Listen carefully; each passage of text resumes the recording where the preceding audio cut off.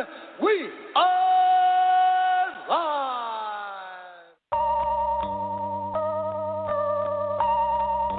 Lyrically, I'm untouchable, uncrushable. Running in a 600, running in a 600. Untouchable, uncrushable. Running in a 600, running in a 600.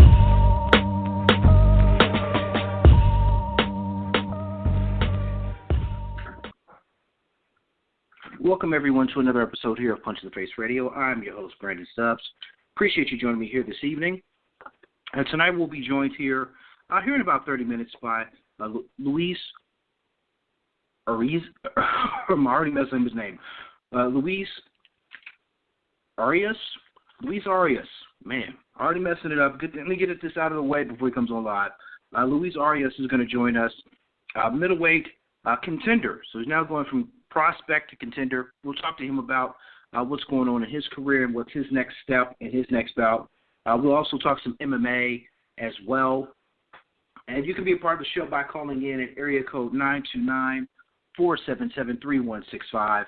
Again, that is 929-477-3165. But we're going to start off the night recapping last week's bout down there in, not down there, but up in Brooklyn at the Barclays Center. Mikey Garcia versus Adrian Broner.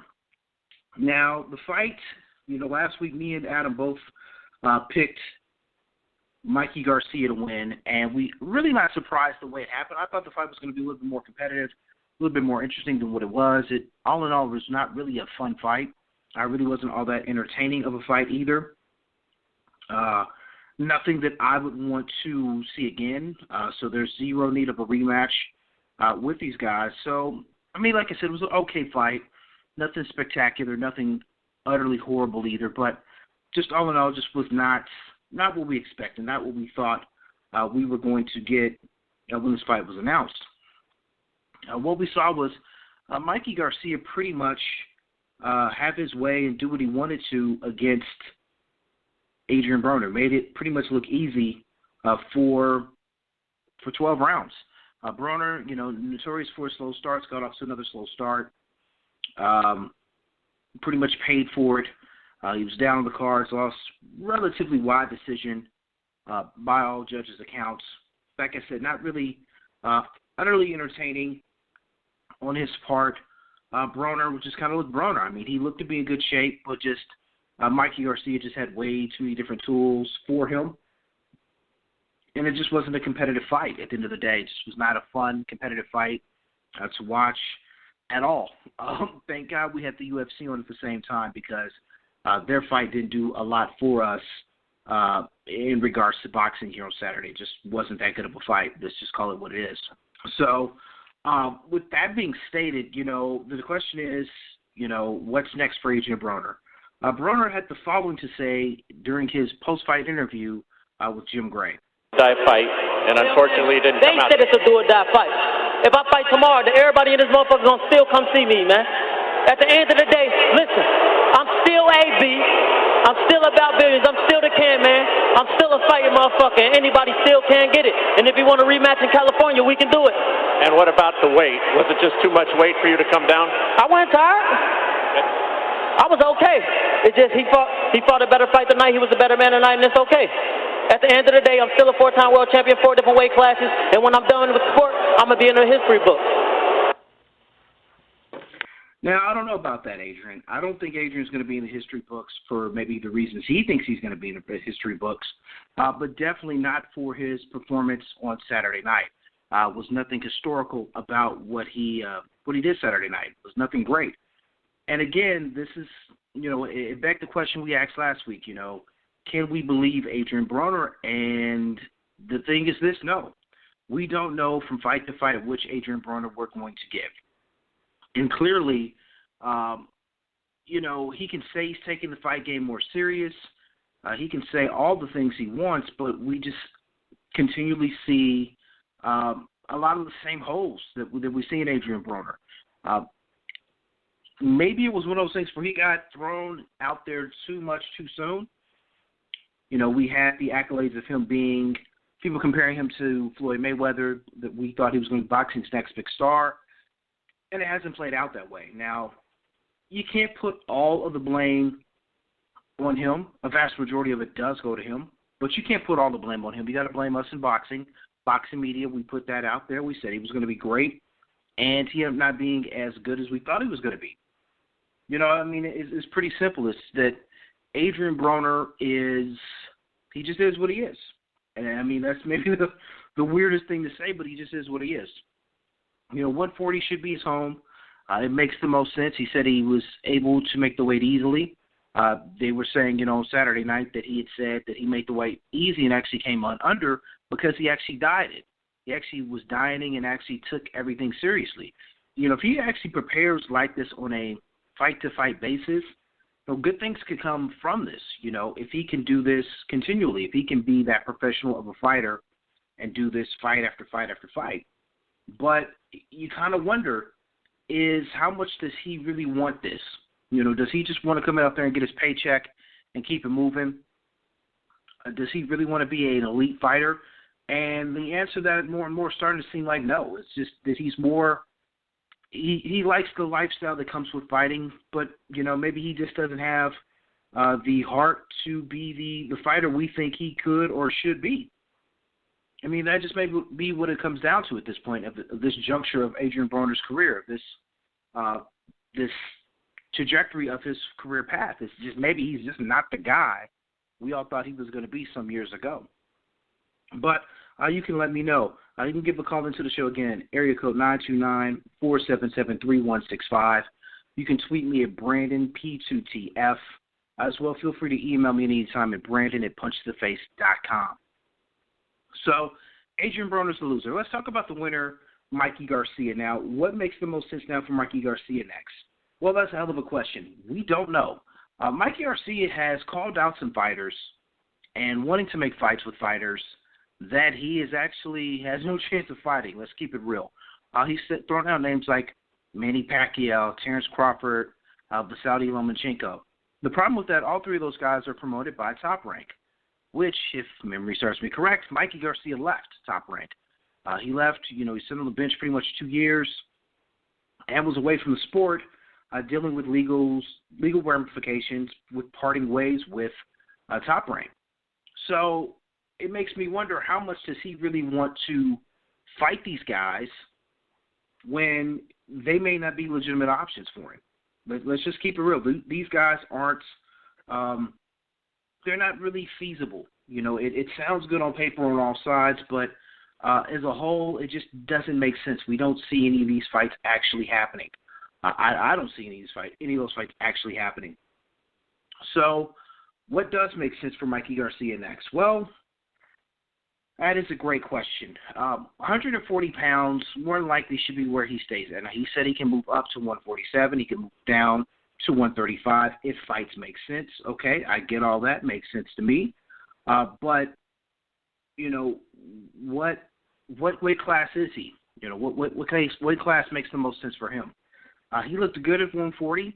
He did hit Adrian Broner with some flush shots, but didn't drop him. But we even said last week that Adrian Broner is a relatively durable guy, so we weren't looking for him to go down with ease.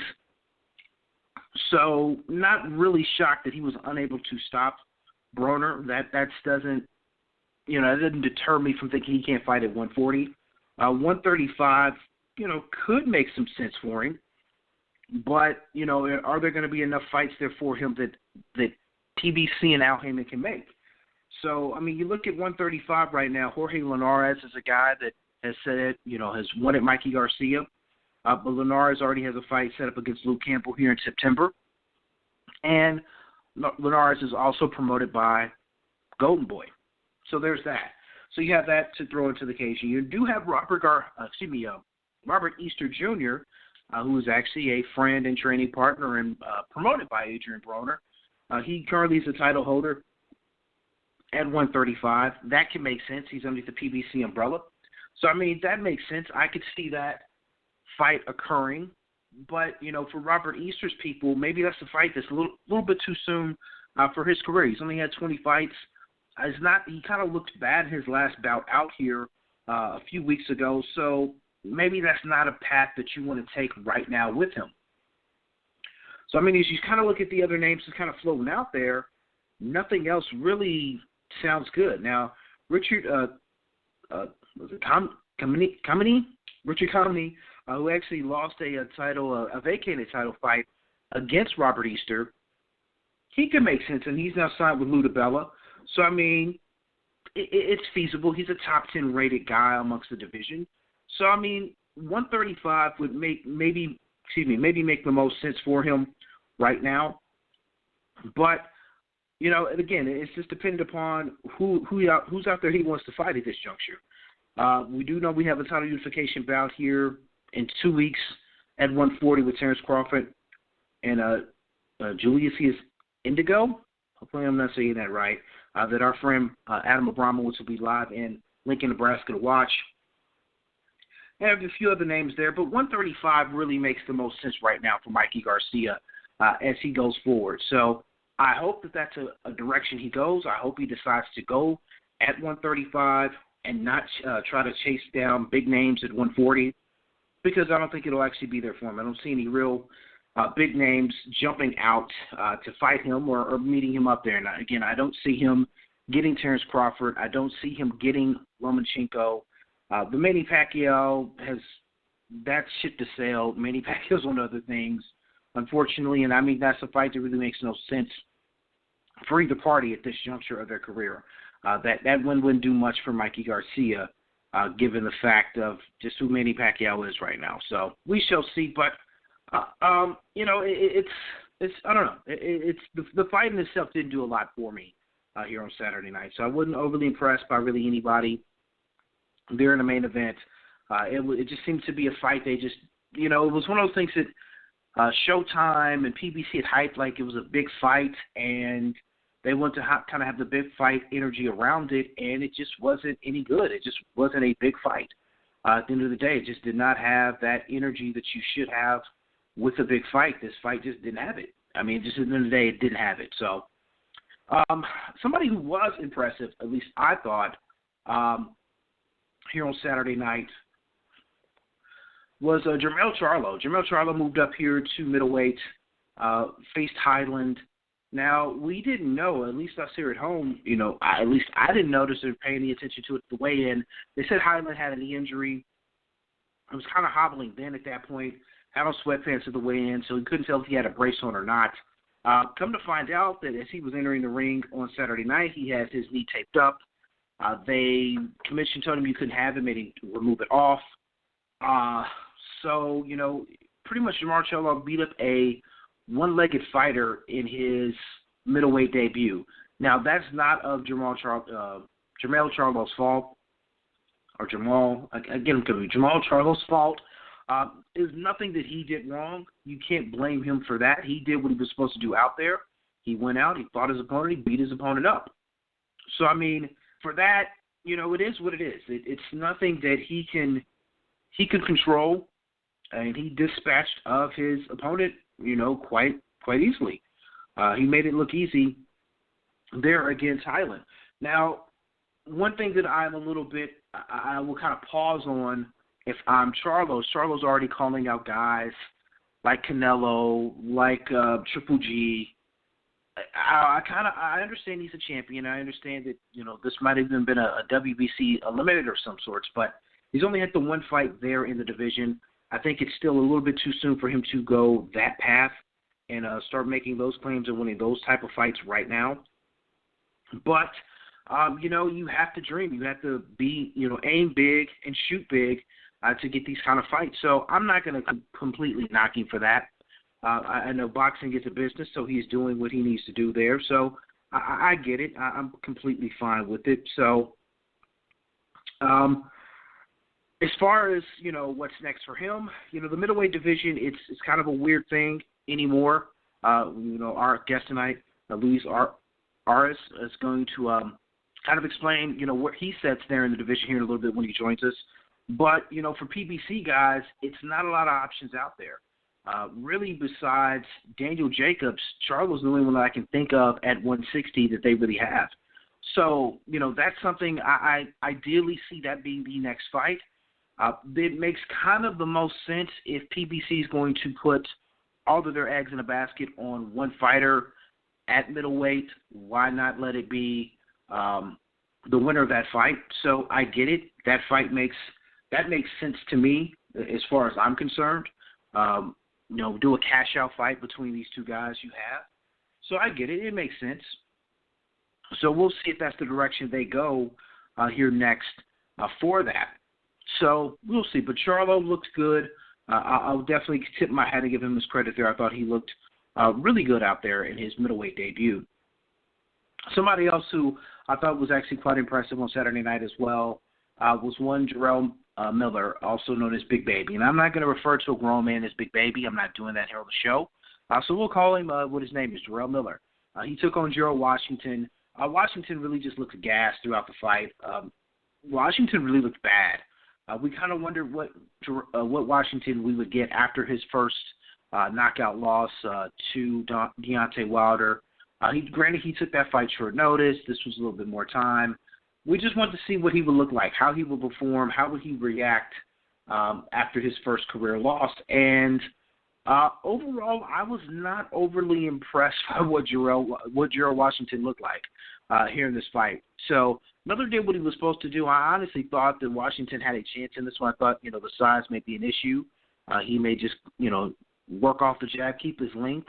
But Miller went out and just kind of bullied him around and gassed him out, wore him down, and finally was able to get the stoppage win there in the bout. So he did everything he was supposed to do.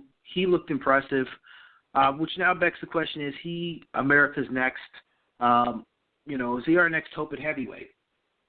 And granted we have other American heavyweights, and granted we have a champion who's an American heavyweight in Deontay Wilder, but we always need more. All the heavyweight titles are kind of spread apart, with Wilder holding the WBC and Anthony Joshua pretty much holding the rest of the belts. David Parker has a belt down in Australia, New Zealand, wherever he's from. So the belts are kind of spread out, but nevertheless, Americans always want American heavyweights. And it was a time where all the great heavyweights in the world were Americans, and we're just not seeing that. We haven't seen that really in close to 20 years, to where we had a sizable amount of top heavyweights in boxing being Americans. Like I said, we have Deontay Wilder now, who's the champion, but we need more. And that's where maybe Miller can come into play, and Miller can be that other face for American heavyweights as time goes on. So we'll see. But I was impressed by what he did here on Saturday night. Hope to see him in action a lot sooner. I know he wants bigger names. He wants more challenges. And even sounds like he's willing to go across the pond and fight some of those UK heavyweights to maybe build a rep and build his name up, which is great. The problem is, Miller's career path has been somewhat retarded by the mispromotion, mismanagement, some of it on his part, but some of it on his promoter's part throughout his career. So hopefully now he can get on a steady path. They can keep him busy and keep him active, because he really could be one of those guys who could be a very interesting fighter going forward here in the heavyweight division. So we shall see. All right, just got a confirmation here that, again, our guest Luis Arias will be joining us here at 7:30 Eastern Time. He'll be joining us here in about 10 minutes or so, to talk about what's going on with him. Definitely want to get his take on what's going on with Roc Nation. We've heard some bubbling and some rumoring after Kovalev Award Part 2. So want to hear part of somebody who's a part of the promotion and who's a fighter for them, to see what's going on and what's definitely what their direction, what they plan on doing with him here with his career. So, again, Luis Arias is going to join us here in about 10 minutes. But feel free to call into the show again, area code 929-477-3165. We will be taking calls here a little bit later here in the show, and as well reading your tweets. But I do want to get to the Punch to the Face radio poll that was up here this week in regards to some of the fighters. So before I get to that, another fight that did go on here on Sunday, was Victor Ortiz. Victor Ortiz made his return back after almost a 20-month layoff. I think this was 19 months. Victor had not fought, and that was after getting knocked out by Andre Berto. So him and Berto are now one up apiece. Everyone knows my feelings here about Victor Ortiz. Anybody who's followed me throughout my time on social media, me doing podcasts and write-ups know, not the biggest fan of him. People know the whole Kansas thing here in regards to him and Brandon Rios. And we had Brandon as a guest here a month ago, so we know what side I'm on in regards to all that. But I have to say he did look impressive. That is Victor Ortiz here on Sunday. I forget his opponent's name. He had a game opponent. Victor does show, again, a lot of the same holes that have gotten him in trouble before. Got him in trouble here. Didn't get him in trouble here, but you see a lot of the same stuff. He's throwing a lot of wide looping shots. So if he's fighting a guy who's a counter puncher or a strong hooker, if he's fighting a strong hooker, he's going to get hit, and he's going to get hit hard. So I hope for his sake that he gets that a little bit more tightened up. But, again, in his career at this point, we don't know. We don't know if we can teach an old dog new tricks or not. We just don't know. It is Victor Ortiz we're talking about. So, I mean, it is what it is with Victor. But I thought he looked well. He said that he blamed his acting career as regards to why his boxing had somewhat slumped off and dropped off over the course of these last few years. I don't know if that's something you can really blame.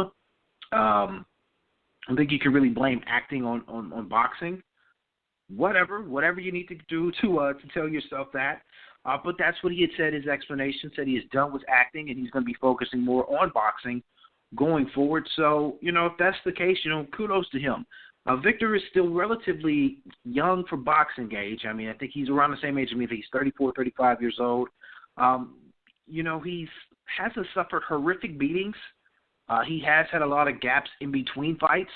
So there should still be decent tread on the tires, if you will, for him. I don't think he's quite done yet in regards to boxing and what he can offer.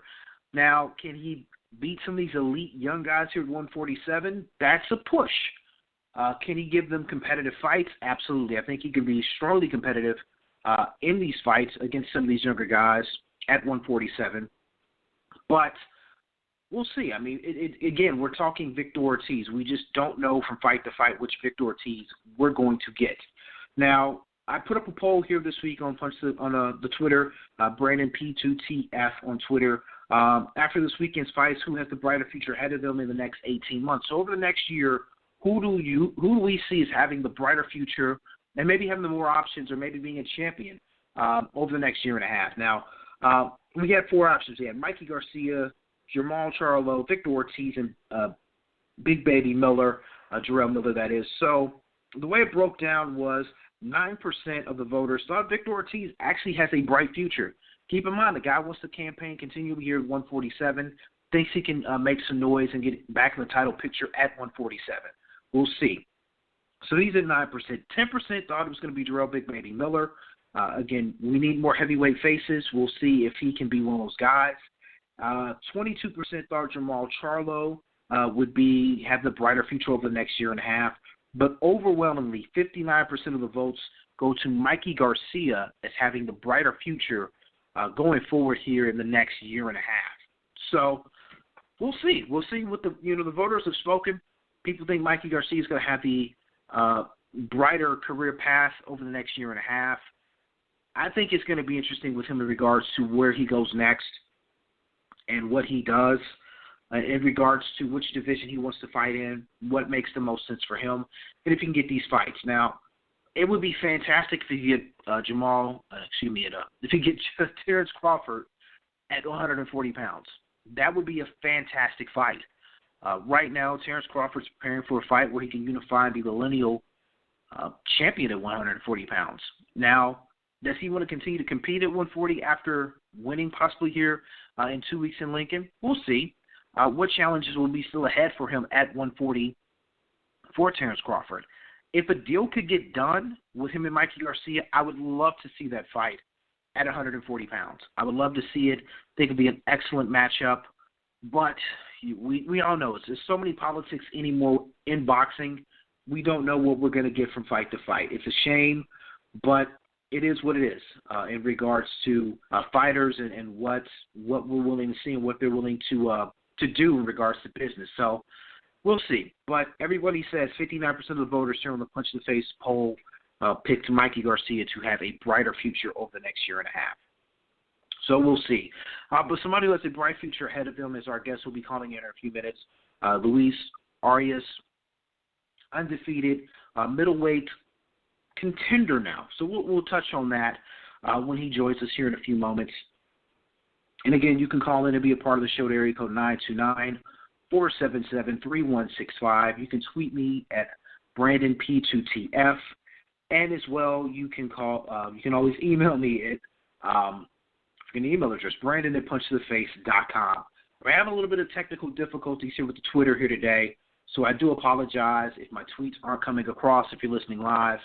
I have no idea what's wrong with my computer right now. It's doing some very interesting things, but hey, it is what it is.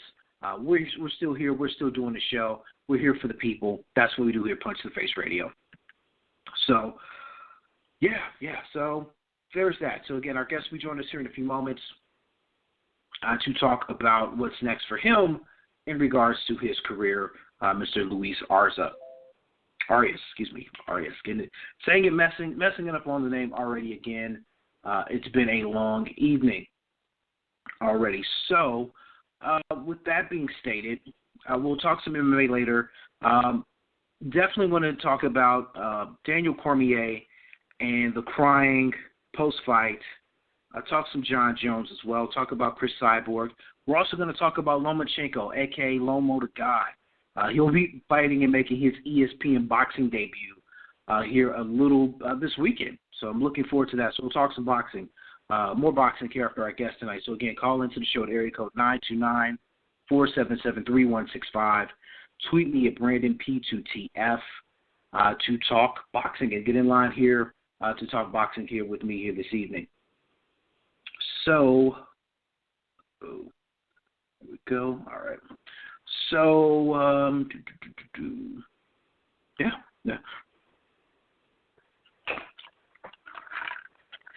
Let's see. What else am I thinking here? I know I'm forgetting some stuff. Kind of scrambling here again. Apologize about the technical difficulties here on the social media. It's kind of wacky on me here tonight, so I do apologize about that. But we're getting it together. We're trying to get it fixed as we speak, as we wait for our guest to call in here in a few moments. So another thing here in regards to Adrian Broner. Now, I follow him on a lot of social media platforms, but it's quite interesting after losses, he pretty much goes ghost. He just kind of popped up here on social media here in the last 24 hours.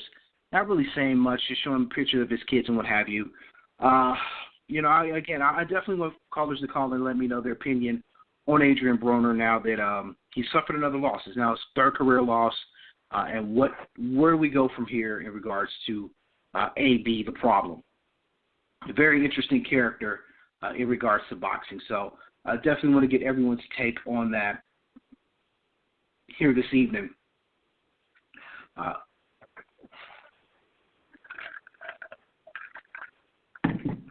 And also we'll talk more MMA because we have more UFC events coming up here. Some interesting signings. The Dana White Tuesday Night Contender Series is something I want to touch on in regards to that as well. This kind of irked me a little bit as I've watched the show over the last couple of weeks. That I want to voice my opinion on, if we will. Also, want a quick reminder here: we will not be on next week. Next week we are on vacation. Next week we will not have a live show, but we will be back here 2 weeks from tonight with a brand new Punch to the Face Radio. And I'll actually have a co-host with me, my man, Seamus McNally. So I'll have more details on that here a little bit later in the show. And obviously here in a couple of weeks, when we're back, I'll have lead up and more information in regards to that. But again, no new show next week. I'm on vacation. I'll explain that here back half of the show before we go. But no new show next week. But I promise you we'll be back 2 weeks from tonight, brand new Punch to the Face Radio. Seamus McNally, the week we come back in 2 weeks. The week after that, Adam Abramowitz, as we talk post Terrence Crawford and his trip to Lincoln, Nebraska. And also we'll talk about Cotto's fight here on August 26th.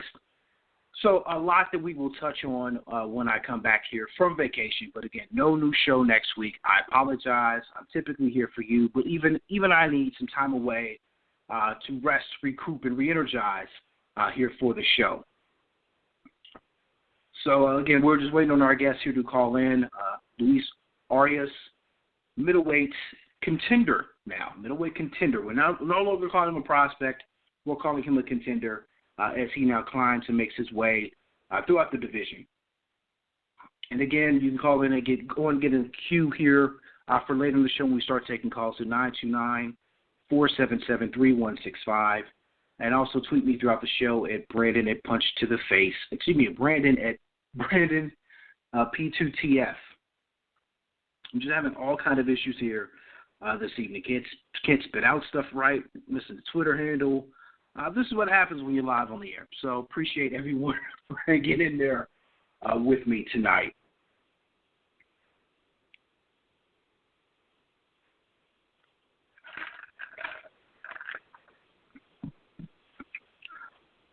What else is going on? Let's see.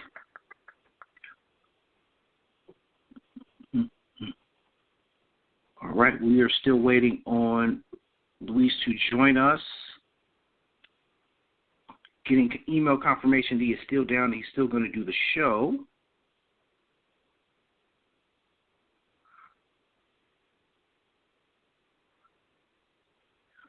So we will wait. I don't want to jump into another topic before he calls in, so we will wait. So we'll wait here a few minutes here. It's just now 7:31 here Central Time. So he's going to join us here in a few moments. So appreciate everyone locking in and being patient. Here with us here tonight. This is what happens when you have a live show. You have to wait on people to come available. It's understandable. It's a fight game. A lot of these guys are leaving the gym before they do the show. Some are at the gym, literally as they're doing the show. We've had a couple of those.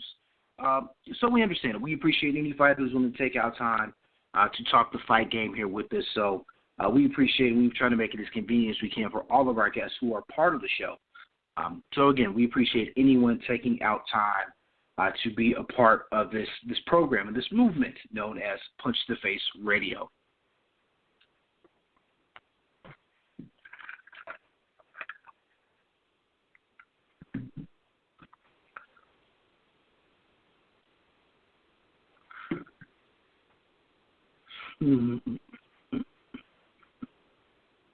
All right, with that being stated, I'm actually going to take a quick break to actually rest my voice. So I'll be back here in a few moments as we wait on Luis Arza to give us a call, to call in here to the show. So we'll be back here a few moments here with Punch to the Face Radio.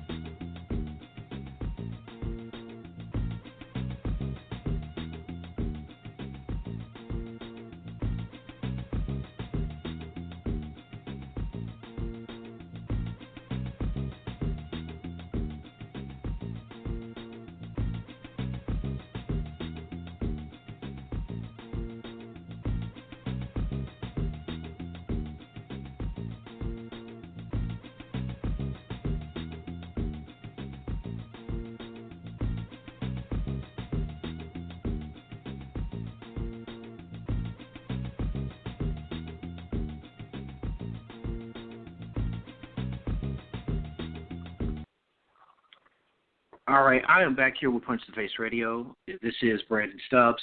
Appreciate you joining me here. Again, you can call into the show at area code 929-477-3165. Tweet me at BrandonP2TF.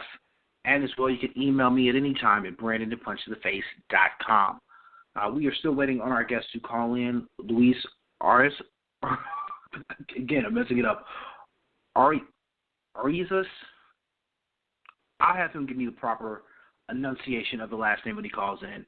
So Luis is going to join us here in a few moments to talk middleweight division, talk about him going from prospect to contender, talk about what's going on with Roc Nation in regards to promotions and if they're still in business or what's exactly going on with that when he calls in. So we're still waiting on him to chime in. Shout out to my man Money Mike. I just saw Money Mike calls in and dropped off. So if you're listening, Mike, hold tight. Give us a call back here in a little bit. I will gladly take your call and talk. I know what you're going to talk about, so I'll let you have your platform. So, Mike, if you're listening, man, give me about 15 minutes or so after we talk to Luis, and I'll let you come on and do your thing and air out people the only way that you are capable of doing. So, shout out to Money Mike.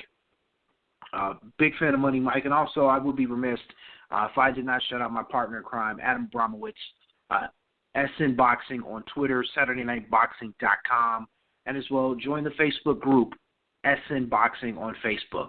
Fantastic group, bunch of good people a part of that. I'm a part of that, so you should be a part of it as well. So SN Boxing on Facebook is the group, and again, SaturdayNightBoxing.com and Adam on Twitter at SN Boxing. So shout out to Adam, who he'll be making his way to Lincoln here in 2 weeks. I thought we were going to be able to do the show live there. Unfortunately, here's how it kind of breaks down. So, as you know, as I stated earlier, we will not have a live show next week. I'm going to be on vacation. I will be actually in Las Vegas, as I typically am every year for my birthday for the annual Brandon Birthday Extravaganza. So the initial thought was that, you know, I would go up to Lincoln. I would drive from where I live at, you know, about a 3 to 4 hour drive, depending on traffic, to do the show live there during Terrence Crawford's fight. The problem is, with the logistics of it, is that the actual hotels that are by the arena are pretty much one that's completely sold out. The other one was quite pricey, and the other hotels there in the area were trashy. Now, I don't want to say I'm bougie, but the thing is this. The hotel that's available, they were available, they were, you know, not to my standards, and the one that was still available close to the arena was actually more than what I'm paying for. I'm staying out in Las Vegas here next week for my birthday. So, shout out to Adam. Adam's willing to go out there and do that. I think he actually may be staying in Omaha and then coming down to Lincoln, which I think some people are doing. You know, logistics of that made no sense to me as either. That's like a 45-minute distance between Omaha and Lincoln. So it makes no point to, you know, get a hotel in Omaha, come down to Lincoln and watch the fight. At the end of the day, it didn't make sense for me to do that. So I will not be there doing the show live. I apologize. I really wanted to do the show live, but logistic-wise, it just didn't make any sense for me to do that. Not to mention, I don't know what kind of physical shape I'm going to be in over the next couple of weeks following the Brandon Birthday Extravaganza next week. So we're waiting to see how I feel. Like I said, we will be back here in 2 weeks with a live show, but I don't know if there's any way in the world I'd be able to do a road trip, you know, in 2 weeks following the birthday. I don't think it would be feasible. I don't think I'd physically be able to do it. So I will be watching Terrence Crawford and Indigo go Unified Titles live on ESPN from the comfort of my own home. Would have been nice to do the show live. Would have been nice to see Terrence Crawford fight live. And really, you know, you have to put this in perspective, and obviously we'll talk about it more closer to the fight. You know, this is kind of a historical moment to where we're actually going to have, one way or the other, whoever wins this fight, we're going to have a unified champion at 140. And rarely do we have that in any of the divisions, to where we have one guy who holds the belts that matter. Well, let me put it that. Well, I mean, I don't even say the belts that matter. Somebody who owns all the belts, period. And he's going to be the guy who's going, you know, the winner of this fight is going to be the guy at 140. So it's very historical from that aspect because, like I said, we just don't get that enough in boxing. We don't get enough of guys who are feuded numero uno, number one. We're there, they're the guy. We just don't have that anymore in boxing. So the winner of this fight here in 2 weeks, really, like I said, is historical, and I really hope it gets more play and more attention than what it's currently getting. I know we're kind of right now in a cycle of people, a couple of weeks, we've been dealing with Mikey Garcia and Adrian Broner. But now, I really hope ESPN, who's, doing a lot more with boxing, to their credit, I really hope they promote this well, this fight, because it's really a big deal. And I don't think people have completely wrapped their heads around how big of a deal it is here for the fighters at 140 pounds. I will say this, and, I'll go and touch on it now as we wait for our guests to call in. Lomachenko fights here this Saturday on ESPN, and there really hasn't been a lot of promotion behind it. And that's a real shame because Lomachenko, in my eye, is the number 2 pound-for-pound fighter there is in the world. The only guy who's better than him is a guy who's a part of Top Rank, and that's Terrence Crawford. So those are the two guys that I look at as being 1 and 2 there at pound-for-pound. Those are the two guys. Top Rank has 1 and 2. Andre Ward, obviously, you could, people are going to make the argument that he's number 2 or he's number 1. Lomo, Crawford, Ward are in the mix as far as the top 3 goes. I think that's something that not a lot of people are going to debate you. Those are going to be the 3 guys people look at as being the top pound-for-pound fighters there are in the world. But Lomachenko, granted, I understand he's fighting somewhat of a nondescript opponent here on Saturday. It should be a showcase fight for him. He should look quite impressive. Should blow his opponent out of the water. But nevertheless, he's one of the pound-for-pound best fighters there is in the world.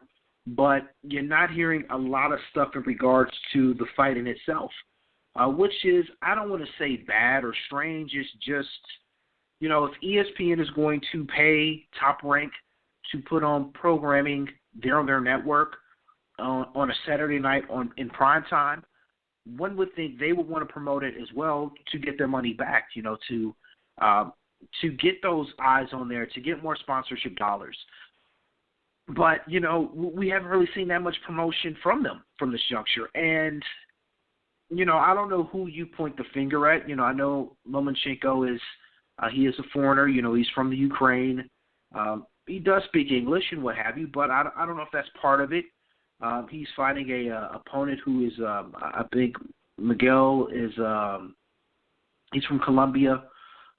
He's actually coming off of a loss to Oscar Valdez here just this past April. So, I don't know if it's because of the opponent per se that Lomachenko's fighting and it's not getting a lot of spin. I don't know. But nevertheless, Lomachenko's fighting on Saturday. It should be a bigger deal than what so far Top Rank and I don't want to say Top Rank, from what ESPN has promoted it as being.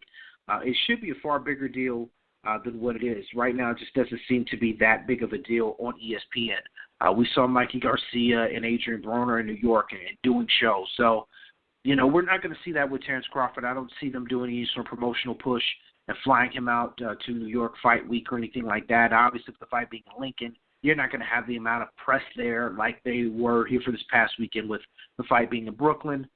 But it just seems kind of off balance. But it is boxing. The boxing business is one of those things that's extremely fickle. It's extremely weird. It's just strange, sometimes. So we'll see. But Lomachenko fights here on Saturday night. Also in the card is Ray Beltran, who had a sensational knockout his last time out. He was on the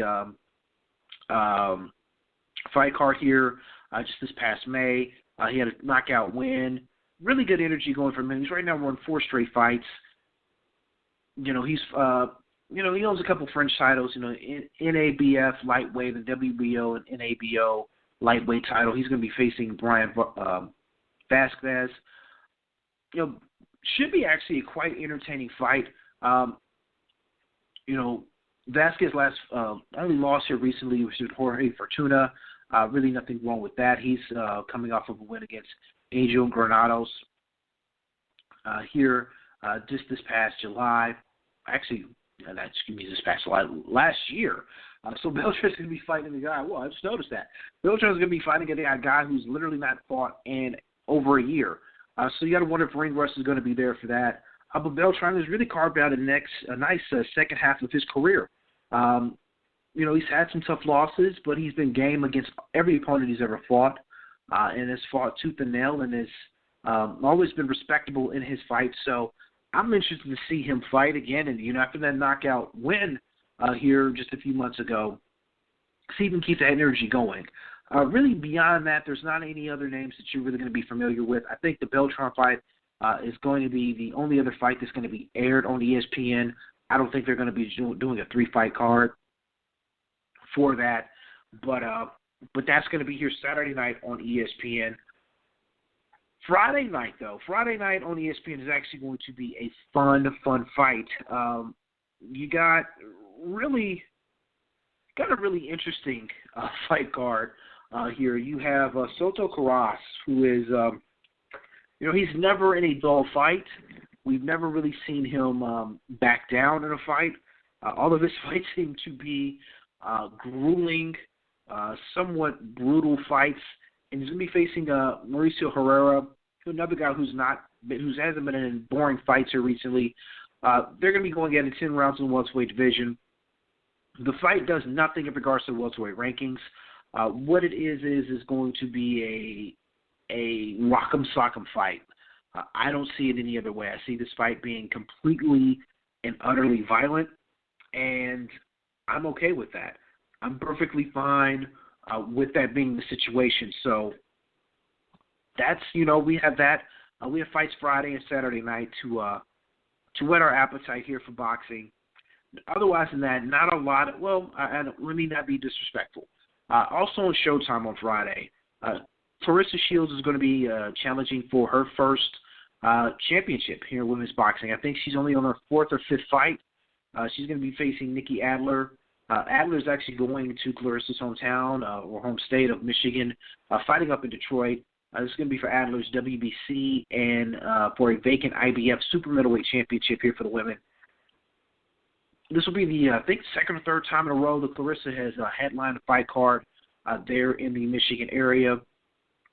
This time she's going to be challenging for a championship. So she's going to already be a champion or potentially be a champion with less than 10 fights. Now, unfortunately, we kind of know with women's boxing that, I don't want to say the talent pool isn't deep, but it's one of those things to where they have an opportunity to fight for titles a lot sooner than a lot of the men fighters.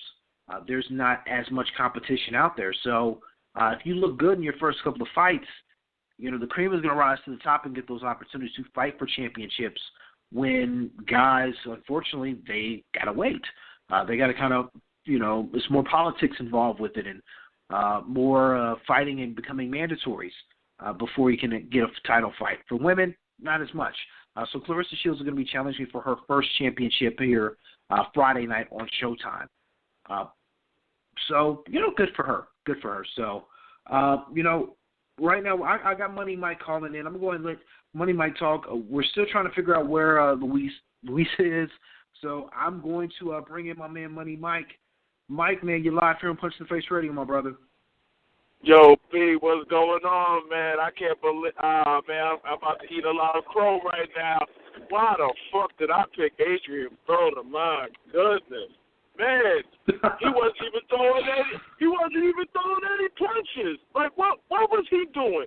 Like, seriously, what the fuck was he doing? How I thought the fight would play out is exactly how it played out. Mikey Garcia actually went to the body, and Adrian Broner wasn't countering, and Mikey Garcia kept his distance to throwing combinations, and Adrian Broner wasn't doing jack shit. It was a whitewash. It was just, I don't know, bro. I don't know. He's a gatekeeper at this point. Yeah, as far as him being great, It's that window is past. That elite, it's gone. It's no chance of us ever having that conversation again in regards to Adrian Broner. No. He can go back to being about bullshit. So it is what it is at this point. But shout out to Mikey Garcia. I know we're never going to see Mikey Garcia and Terrence Crawford, which was a fight that I wanted to see at 135 when Mikey Garcia was on when both of them was on the come up. But you never know. But politics aside, shout out to Mikey Garcia. He really impressed me that night. He really made his numbers. Shout out to him. He did his thing with the combination. Adrian Broner just wasn't throwing. And then he was digging to the body, and he does not go to the body at all. And once again, I don't understand what Mike Stafford, and then he had Kevin Cunningham in the corner too. And we talked about this. If you have two trainers in the corner, you have zero trainers. So I don't understand where that logic took place. But Mike Garcia, he definitely did his thing, and I would like to see. I've always wanted to see Mikey Garcia and Terrence Crawford, but we'll see what happens, man. That was kind of a question that kind of got brought up. Is it time for Adrian Broner to maybe find a different trainer? Because I'm gonna give him his credit. He came in shape. He really did come in shape, and he didn't look like he really tired out, but just really looked like he had no game plan at all on Saturday night. I mean, is it time for him to maybe find a different trainer who can maybe give him a game plan? If he's going to be dedicated to the sport, find somebody who can actually give him game plans to work with. And that's the same thing I brought up with Brother Adam last week. I said both Robert Garcia and Mike Stafford rarely make the requisite adjustments throughout the fight. Now, I've always been a supporter of Mike Stafford because a lot of vitriol came his way because of the actions of Adrian Broner. But I can name another fighter who acts like a clown and a fool. We already know who I'm talking about, but his trainer, Robert Garcia, never got the same type of, vitriol as Mike Stafford because it's Adrian Broner. I get it. It's still wrong, but I get it. Be it as it may, I think it's time. I mean, once you reach an apex and then you start to dwindle down like you've been doing, it's about time, and it's no shade to Mike Stafford, but sometimes when you can't turn it up another level, and you're not making the adjustments that you need to make. Yes, it is time for Adrian Broner to get a new trainer, and two names, and I have to shout out our brother Ishmael Abdul Salam because he mentioned this name a long time ago. He mentioned Ann Wolf. I mentioned Sugar Hill. One of those two trainers, I think, could bring the dog back out in Adrian Broner. Ann Wolf would. I don't know. I think Broner would be too scared of that. I think he's got too much machismo to be trained by a woman. Now, Virgil Hill, that may be a little bit different. It just kind of depends upon the stylistic approach that Broner's willing to take if he's willing to change things up. Now, we've seen, he'll have success. Virgil Hunter. Oh, you're saying Sugar Hill. Well, hang on. Are you talking about Adonis Stevenson's trainer? Okay. I'm thinking, I thought Virgil Hunter for a second. Oh, well. No, all right, well, that's a different wrinkle. That's a different wrinkle. Okay. Huh. I never thought about that one. Okay, you got me thinking here. Yeah, because you know why? Because if he goes to Crosston in Detroit, they ain't going to take Adrian Broner's bullshit. They're not going to take that. No, not at all. No, not at all. I mean, I think he could get some really good sparring, some really good tips in regards to things. And, I mean, it's not like Broner's a horrible fighter. There's a lot of things he needs to be tightened up in, and he just needs someone who's got a game plan when times get tough, and that can make sense. I never thought of that one. I mean, that's a name that we really don't give enough credit to because we don't really see him working with as many fighters as top-notch fighters, if you will, out there compared to some of the other bigger names. But he's produced and works with a solid number of fighters coming out of the Detroit area. So that one can make sense. Yeah, now with August 5th, we got Lomachenko this week. I'm telling you, 130 is hot, too. I'm telling you, that division, I like that division, too. I know, one of the Charlos, the Heat fought. Do we really care about 160? I mean, come on. Do we really care? Should we care about 160? Nah. Right now, no. I think here after September, we'll have a little bit more clear of a picture. For Charlo, I can say this. He's not going to get Canelo. He's not going to get the Triple G winner. That's not going to happen. What we're going to be looking at is him and Daniel Jacobs. And what it's going to be is a PBC eliminator. Whoever wins that fight is going to be the guy PBC is going to put their money behind at 160. Really beyond that, I don't think Charlo has a ton of options because of how the politics are working as far as promoters go at 160. I mean, Triple G wins. Does K2 really want to deal with PBC again? We'll see. But look at 160. This is not the 160 we're accustomed to. I mean, so that's what I'm saying. Should we even really care about 160? Even after September. There's Billy Joe. I mean, there's Saunders, but should we really care about 160? I mean, I care about like 154, 126, 30, the big fight on the 19th at 140.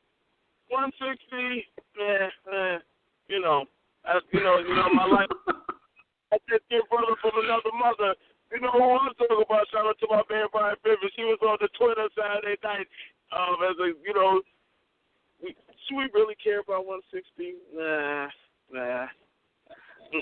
At this rate, I don't think we really need to. I mean, it's. Nah, I got you. But I can't wait till this Lomachenko on Saturday night. And Clarissa Shields on Friday night. Shout out to Showtime. Main event, Clarissa Shields going for a first world title. I can't wait for that one. I'm gonna be watching it, bro. Now, give it up to the ladies.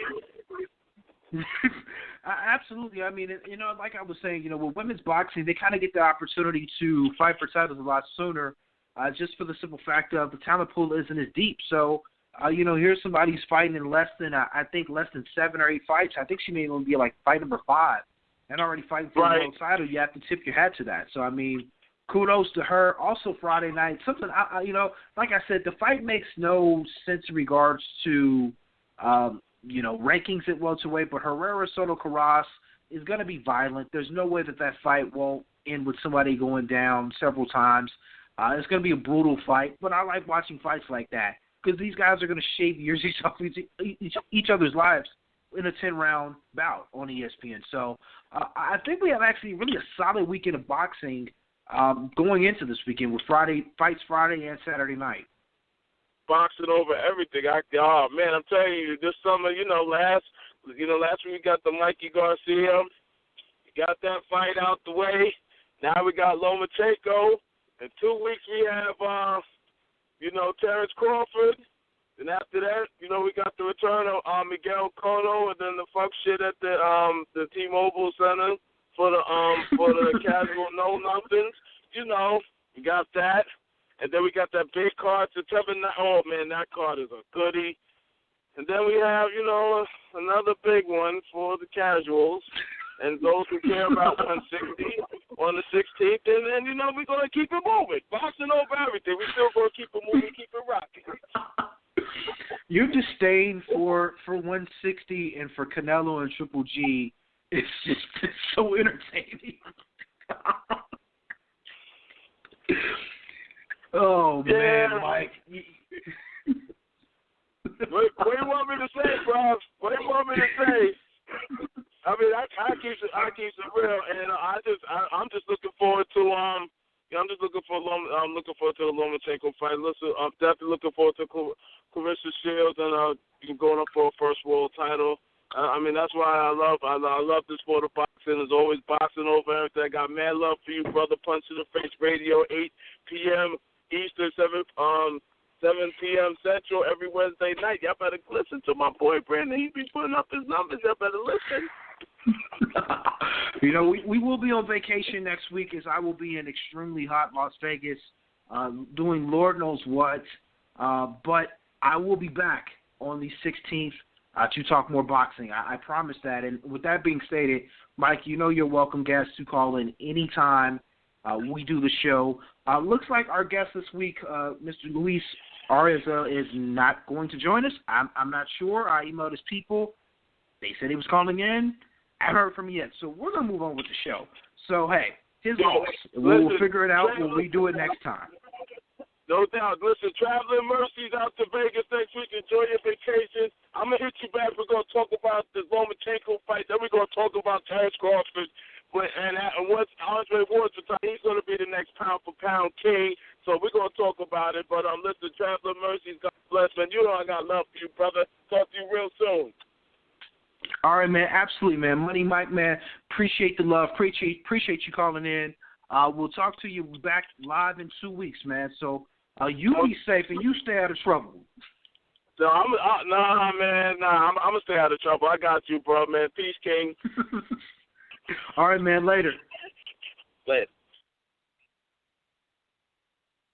All right, the one and only Money Mike. Follow him on Twitter, MikeMoney214. A dedicated punch-to-the-face listener, caller, just a very vocal guy. Love his take on boxing. Like he said, man, we got fun fights this weekend here, Saturday night, Friday night. There's no reason for you to say there's nothing on television to watch if you're home. I will be home saving money because I'll be on vacation next week. So ESPN, Showtime Friday, ESPN again on Saturday night. So shout out to the boxing gods who continue to bless us with fun fights. Now, like I said, looks like we won't have our guest on the show here after all. We'll see if we can reschedule Luis at some point here, maybe later this month or next month. So we're going to move on. And what we're going to move on to here is some MMA, because I kind of caught some flack here Sunday morning, Saturday night, in regards to Daniel Cormier. Now, let's first start off here with UFC 214 with Saturday night, same time as the Adrian Broner fight. Now, thank God, everything kind of balanced out to where the Showtime card was done enough time for me to focus and really watch the main event there at UFC 214. So we had John Jones versus Daniel Cormier, Part 2. The fight finally happened after us waiting years, and I mean literally years, to have this fight finally happen. We got it. We got the fight. We loved it. At least I thought I loved it. And we got an ending that really I didn't see coming, and Daniel Cormier apparently didn't either. He suffered a head kick, got knocked down, and then suffered some ground and pound and suffered a TKO loss in the third round. So a lot of people, I'm trying to want to tread light here, because maybe I don't want to tread light. Here's the thing: Daniel Cormier was crying post-fight interview. So let's start with that. Here is Daniel Cormier being interviewed by Joe Rogan of the UFC right after being knocked out here on Saturday night. Give us your thoughts right now. I don't know, man. I thought the fight was going well. I don't even know what happened. It's like I kicked in the head. Oh, man, that's so disappointing. You know, I don't think it's a good idea to interview fighters after they've been knocked out, but I really wanted to give you a chance to express yourself. I know this was an incredible moment for you. It was very emotional. What can you say at all about this and the rivalry between you and John? I don't know, man. I guess if you win both fights, there is no rivalry, so I don't know. Thank you for everything, Daniel. Daniel Cormier, ladies and gentlemen. So, you heard what Daniel said. If you lose both fights, there is no rivalry. I agree with you there. And it's sad that the fight ended the way it did, but, there is no rivalry. The rivalry is now dead. John Jones, Daniel Cormier, there is no rivalry. John Jones has won both fights. When the first fight convincingly ends up stopping Daniel Cormier here in the second fight. So, if you're following me on Twitter, I'm talking about it now. The picture, the screen cap of Daniel Cormier crying here during the post-fight interview. Now, I will say this. You have to understand that this is sport. And at the end of the day, it's just that it's sport. And people got mad because a lot of people, including myself, said Now we can replace the crying meme of Michael Jordan with the crying meme of Daniel Cormier. Keep this in mind. Daniel Cormier has cried twice by the same fighter after losing. John Jones has made him cry twice. Now, I understand losing is a very emotional thing, especially if you're the height of professional sports. But a lot of people got their panties in a bunch saying how disrespectful it was to make fun of Daniel Cormier. I want to point something out to everyone. Where were you at the last 2 months where Daniel Cormier had been saying a lot of stuff leading up to the fight, crackhead and coke, jokes and all this other stuff, making fun of John Jones, his mistakes leading up to UFC 214. Where were these same people that saying, well, Daniel Cormier shouldn't say that? Even if it was true that John Jones had issues, and he's kind of getting around those issues and those substance issues he might have had, and testing positive for a banned substance. Where was everyone at when DC was making fun of that? No one jumped in front of a bus and said, no, don't make fun of John Jones, Daniel Cormier. So why is it any different now that Daniel Cormier was crying on television that we can't make fun of that? There's zero difference. There's zero difference whatsoever. And that's not us not respecting Daniel Cormier as a fighter. We're laughing at the situation. Quite honestly, I believe whoever Daniel Cormier fights next, he's going to do such bodily harm to them, it's going to be scary. Because that loss and that image that he will now be etched in memory for everyone, thanks to social media and the internet, that's something Daniel Cormier is not going to live down, and he's going to use that fuel. He's going to use that fuel as his second loss to John Jones to fuel him to do even more things in the sport of mixed martial arts. Styles make fights. We know this in all sports, and in combat sports, that is. Styles make fights, and some fighters just can't beat certain fighters. You would think that a fighter may be better than them, but style-wise, it just doesn't add up. And it doesn't add up when Daniel Cormier fights John Jones. It just doesn't add up to where Daniel Cormier comes out on the short end of the stick. And again, that's nothing disrespectful to him. It's just that it happens that way. It's kind of the nature of the beast. I've seen it tons of time in boxing where, they fight and just styles make fights. Andre Ward, Sergey Kovalev is a classic example. Styles make fights, fighters make adjustments, and John Jones makes adjustments. So, there's that. But we actually have our guest calling in now. So we have Luis Arias is now calling in. So let's bring him here live here on Punch the Face Radio. All right, man. You're live here on air, man. What's going on? Yo, my fault, man. I thought y'all said 9:30. I'm on the East Coast, but it was 8:30. My fault. No worries, man. We still live on air. We still got time. It ain't gonna happen again, good, man. Trust me, y'all gonna love the interview anyway. Absolutely. Well, we appreciate you taking up the time. Nevertheless, right now, let's start here.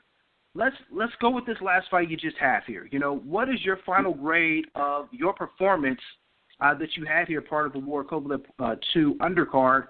Let's grade that fight and just kind of start from there. What do you think you did good, and what do you think you want to improve on? Since I know you're back in the gym right now. Yeah, I did an excellent job. I give myself an AA+. I completely dominated the guy. Everybody's saying it's supposed to be my toughest fight. The guy was ranked number 3 in the world at one time. No one knew about me. I was the favorite, but no one knew who I was. And I came in there and I dominated. I didn't have a single problem with him. Like, from the opening bell to the time he got knocked out, he couldn't do anything with me. So in terms of just what I got to work on, I just got to work on having one of these guys step up so I could do the same thing to them. I'm ready, man. Everything in my game right now is 100% ready for the elite level. So like I said, man, my team just got to work on making one of these guys step up to the plate, so they can get the same treatment. Now, you're kind of going from the step of being a prospect, and I think you were kind of out of that phase here maybe a year ago, to where now you're legitimately in contender talk. You want to get these bigger names so you can get in a title picture before the year's out or at the latest top of next year. How do you think that process has been going from prospect to where now you got that exposure on HBO pay-per-view to where now people are looking at you and kind of getting me in that contender realm? How have you ready to make that transition over? I mean, I'm ready. I've been ready. I felt like I was a prospect maybe my first 10 to 13 fights, but once I got to hitting those 10 rounds and easily going to 10 rounds, like, to me, I was a legitimate contender. But just my problem was, like, I just had never been seen. How many guys have you seen who are 18-0, never been on TV, never been seen? Like, not like, unless you're a hardcore boxing fan, never have really even heard or known about me. So like I said, man, I'm ready. I've been putting the work in. The entire time that everyone was overlooking me, I was in the gym. The entire time that all these other guys were being called so-called prospects and future contenders in my division, I was in the gym getting better and better. And June 17th, I proved, that I'm amongst the best. I'm already ranked, in the top 10 pretty much all across the board, and that's with just one TV fight. So, like I said, man, I'm ready, man. I'm a legitimate contender. I'm tired of telling everybody about it. Y'all want me to prove it? Give me a name. Give me a world title challenger. Give me somebody who's been in there, and I'll prove it. How agitating was it for you, though, to see guys who that you're better than maybe get those opportunities before you? And you're just kind of set back, like I know you're sucking your teeth, like, yo, I need this. This should be me. As a young fighter, how agitating was that for you to see these guys that you're better than, or you should be in that position, getting those opportunities and that TV time before you? No, it was definitely frustrating. It was frustrating. I ain't gonna lie. I didn't see a lot of these guys fighting, guys I didn't beat before. Guys that I didn't been in there before, guys that I know I'm better than. Get to shine. But it just made me grow as a person. It made me just stay humble, stay working hard. And I knew eventually my time would come. It's not a sprint. It's a marathon. The end goal is the same. As long as I become a world champion, and I get there, it's all right. Timing is everything, and my time is coming real soon. Now, you say that you want one of these big names and what have you. If you minusing yourself out of the equation here at middleweight, what do you look as far as being the hierarchy in the middleweight division? I mean, obviously we got people put Triple G as number one, but who do you see as maybe being the next, second, third, fourth, and fifth best guys in the division that you're going to be trying to take aim at here as the time goes on? Canelo and Charlo. I think those are some top guys in the division. Lemieux, Lemieux's been in there with some guys, but I think he's very beatable. He's already been, figured out. So I would just go with, probably Charlo and Canelo for sure. All right, interesting. Charlo's already getting love at 160 after one fight. That's actually pretty big coming from a fellow 160 fighter saying that you think Charlo can actually be something special there. All right. Yeah, well, I'm going to respect your opinion there on that one. Yeah. I know. I helped Charlo get ready for that Julian Williams fight. Charlo was sharp that fight. And I was that main sparring partner, so I didn't already share the ring with him. So I know what he brings to the table, and he's gonna be a problem for a lot of guys. So we can point part of the finger at you for him taking Williams' soul and him 100%.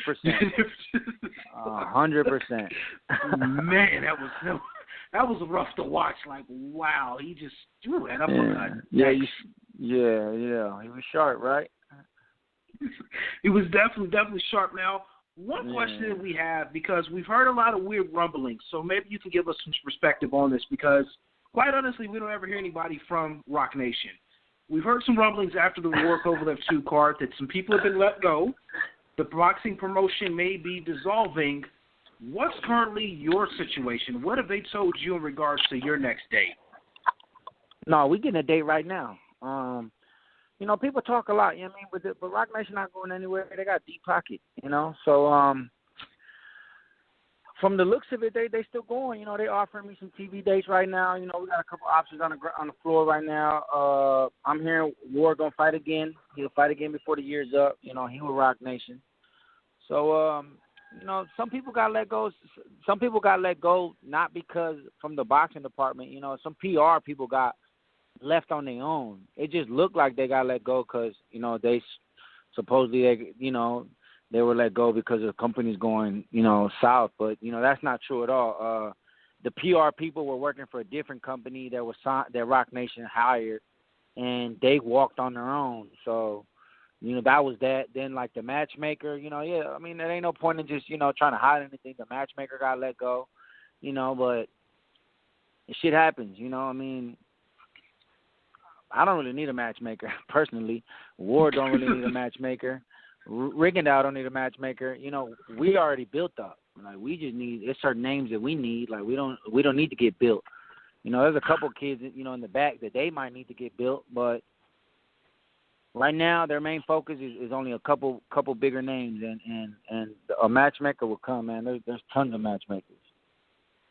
Well, I appreciate you giving the clarification of that because, like I said, unlike other boxing promoters, we do see there's not a lot more are vocal in regards to what's going on and what have you. We really don't hear anything from Roc Nation literally until fight time. So I appreciate the clarification there that they're not going anywhere. You're still signed.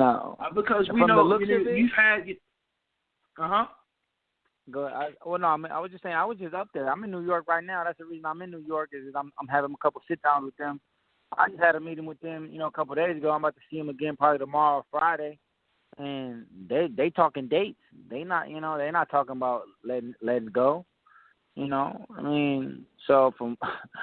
They ain't going nowhere from the looks of it, and if they do, that'll suck because I wouldn't know about it.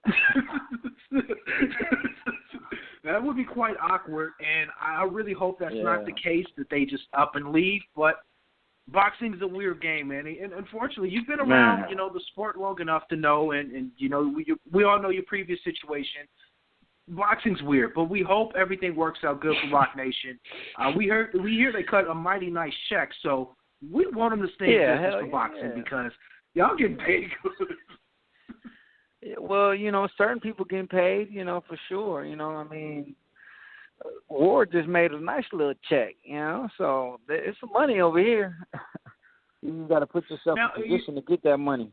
Now, you're saying, they're talking dates and television dates, that's going to be the big thing for you to really take that next step and get one of those, named fighters at 160 is more television appearances. Is that something that here going forward you expect to be on some sort of television platform for people to see you on and not kind of, I don't want to say they had you in random locations, earlier upon signing with them, but are we going to see you a lot more on television, more exposure?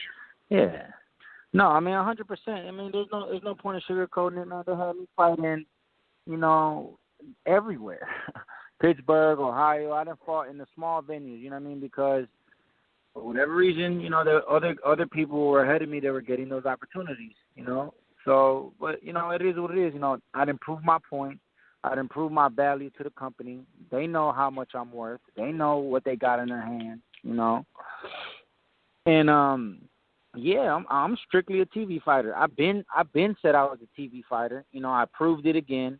Had all my fights of my career been on TV, man, I'd be a world champion by now. But that's just how the game goes. So we talking right now. Hopefully, I can get a premium cable date. If not, man, the end goal is to just be on TV. Once people start seeing how good I am and how exciting I am, my stock is only going to keep rising and rising. And it's only a matter of time till I'm a legitimate superstar in the sport. No, I completely agree there because, I am one of these hardcore people who have actually seen quite a few of your fights back in the Vegas days when you first started out. We've seen you continue to grow, build, and improve. Working with John David Jackson and what have you is now seeming to bring out other dimensions of your fight game. You're growing and you're getting better as a fighter, and you're still young. You're only 27. So, you still have tons of potential ahead of you. With that being stated, you want to be in title contention here really before the year is out, correct? Obviously, absolutely, but to be real, it probably won't happen that quick. Because first off, we're already in July. Oh, well, shit, we're in August. So I really can only get one. Yeah, I can only get one, maybe two more fights in. And from the looks of it, I don't think none of these name guys are really going to step up right now, unless they get, unless a big check is going to get written out. And the only way we're going to get that big check is if we get a big network, So I think realistically I'll be in title contention early next year. About a summer, I'll be the number 1 contender, number 2, or at least amongst the top 3, 4 in all the belts, So my goal, my realistic goal is to be fight for a world title sometime, in the summer or late next year. I just got to rise my stock.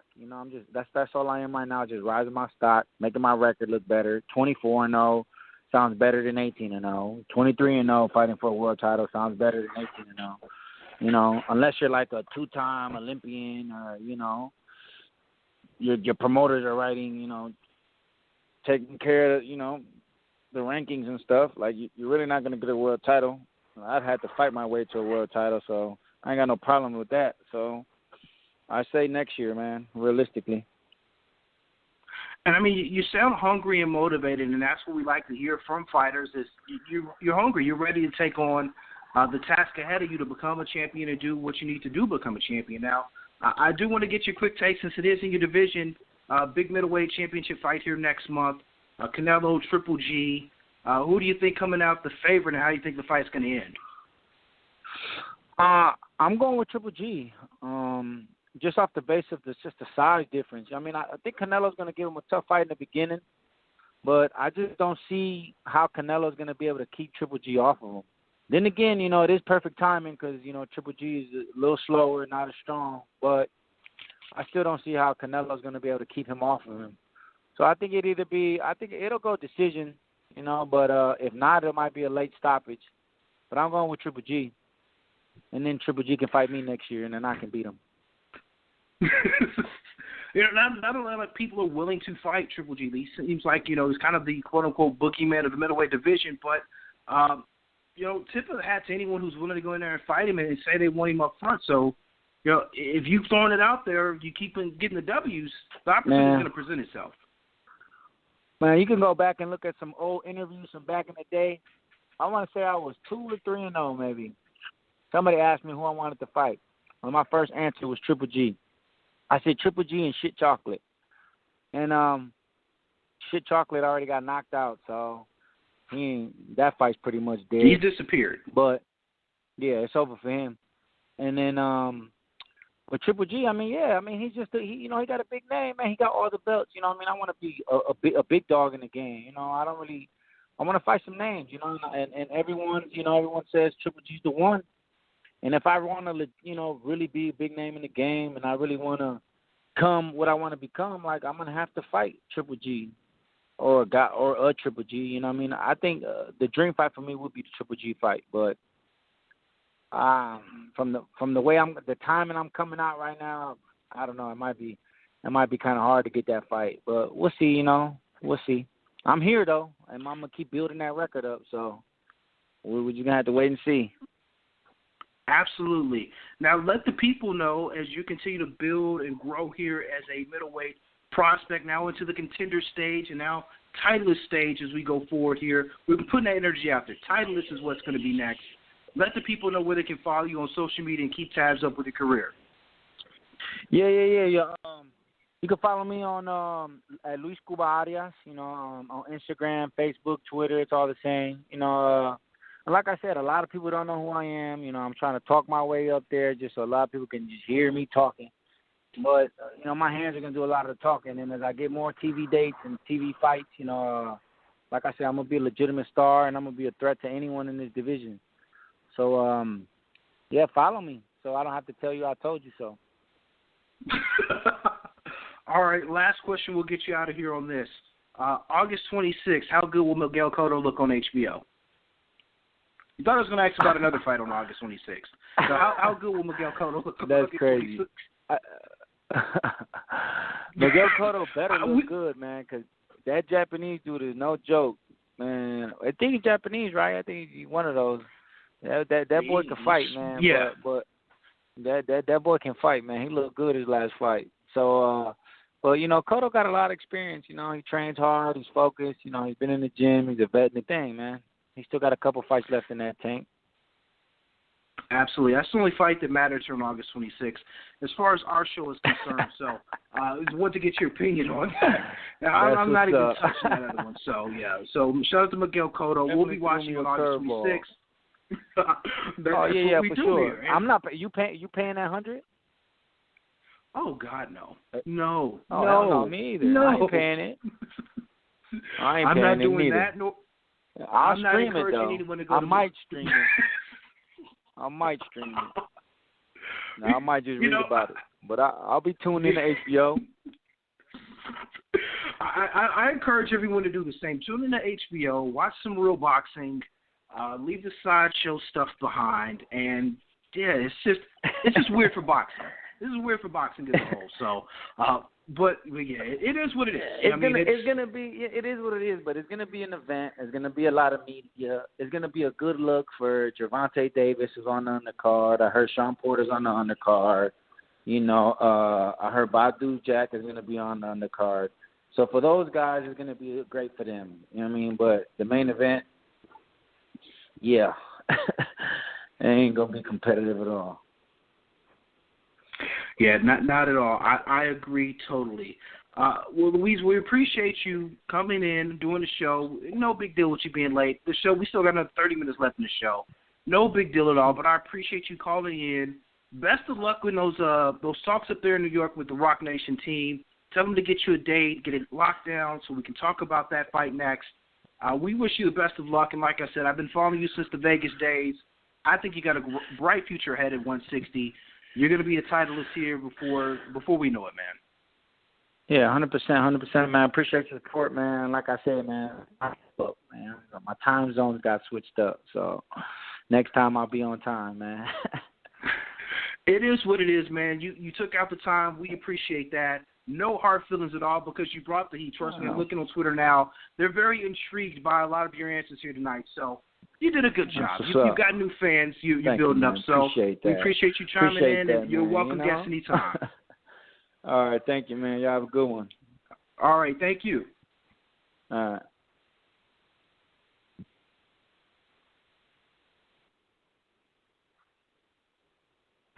All right, so better late than never. Luis was on, brought the heat, did a great job talking boxing and talking what's going on with Roc Nation. So I appreciate him calling in and doing some clarification because, trust me, we've heard a lot of weird things. Andre Ward, we know, is very elusive, if you will. So we didn't know what was going on with him, but he made it clear Roc Nation boxing is going nowhere. They're giving him dates. He's up there in New York talking to him right now. That's what we wanted to hear. That's what we like to hear on the show. But, he's calling out names, man. He's ready for anyone at 160. Really was interested in him saying he thought Charlo was one of these top guys now that could be at 160. So this is a fellow middleweight looking at another middleweight saying, yeah, this guy moving up, he can be legit at 160. And didn't know that he'd actually sparred with him as well. So interesting. Really all-around good interview here with Luis Arza. Again, you can follow him on Twitter at Luis Cuban Arza. It's all one word, all together with no spaces. On Twitter, I tweeted it out. We'll tweet it out again here before the show is out. So, again, appreciate him taking out the time to come on and do the show and do an excellent job. He killed it here while he was on air. We do got another caller here in deck. We got a caller here from the 516. Caller, you're live here on Punch in the Face Radio. Come on, bro. It's the one and only Jesse Ricken, man. What do you mean? What's going on, man? What's on your mind? What do you mean the call on deck 516, bro? Like, I haven't been calling the show in for months. Everything's good, bro. Broner versus Garcia was fucking amazing, bro. Amazing. You don't think so? Amazing is a stretch. I thought it was Mikey Garcia putting on a boxing class. I mean, I'll go with that. But Broner had some exceptional rounds. Come on, don't take away from Broner. I forgot what rounds it was, like 6, 9, 10.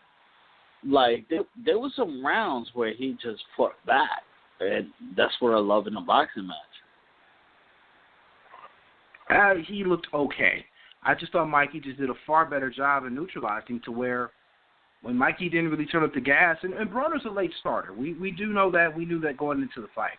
So I will say Broner did go out, and he did excel and really kind of put the pressure on Mikey late in the fight, but unfortunately he was just so far down behind, it really made no difference. It was too little too late in his cases, which is something we've seen, unfortunately, before out of him when he fought Sean Porter. Now, tomorrow night on my show, I'm going to have Granados on, Adrian Granados, which I love. Who I love. Yeah. So we're going to have Granados on tomorrow. And, you know, he even had the debate with Broner. So, but does this put Mikey in the top 5 doing it now? All right, so let's see. Okay, we got Crawford, Lomo, Ward, Triple G. I'd say that's pretty much everyone's top 4, roughly. I mean, you could really Thurman, make the argument putting him at 5. And Thurman's married now, so his career is going to go to hell. So you could maybe say Thurman. Yeah, he's still undefeated, though. Yeah, he's under. Really, you can go in that mix. He's easily top 10. You can make an argument to push him in the 5 range, but I would put him below those 4 that I've mentioned. But yeah, I mean, you can make the argument he's top 5. That he's legitimately top 10. Where he fits in next, I don't know if he fits in at 140 really good or 135 makes the more sense. That's where it's going to get kind of murky for him in regards to what his next step is. Yeah, I mean, that really is the question right there too. But you know, I just love the fact that boxing is back. But this, can we discuss the elephant in the room? I don't mean if any of you guys are fat or nothing. Can we talk about Mayweather? We've said on the show, we've only mentioned it one time, and we just want to say it's a joke. I mean, and someone is such as myself who covers both. We have to talk. But this is the reason why we have to talk about it, though. Because it's getting the most pay-per-view buys already, pre-sold, of all time. That's where we have to be like, oh shit, we have to discuss it. No, I mean that just means there's a lot of suckers. I mean that's all it is. I mean right now I'm going to say this from a business aspect of it. Floyd Mayweather and Conor McGregor see the buying public as a bunch of suckers. Oh, I was talking about freaking Canelo versus Triple G. Oh, you were talking about? Oh, okay. No, I'm joking. Go ahead. Bad joke. I mean that's going to be a far more competitive fight. That's going to be a great fight. I'm sorry. Go ahead. I didn't mean to fuck up your momentum. But I was going to say, someone who covers MMA like myself, I've seen, McGregor fight. He can't box. He can't. And we've seen this, and granted, Floyd's 40 years old. But we've seen this, and this will go down like every other Mayweather fight. McGregor has 3 rounds, 4 rounds tops to do something. If he does nothing in that time frame, it's going to be 12 rounds of pure boxing class, and people are going to be sitting at home or at their local bar wondering, why did I pay a cover? Why did I pay $150 to watch this closed circuit? Right. Why did I pay $60 to watch this in a movie theater?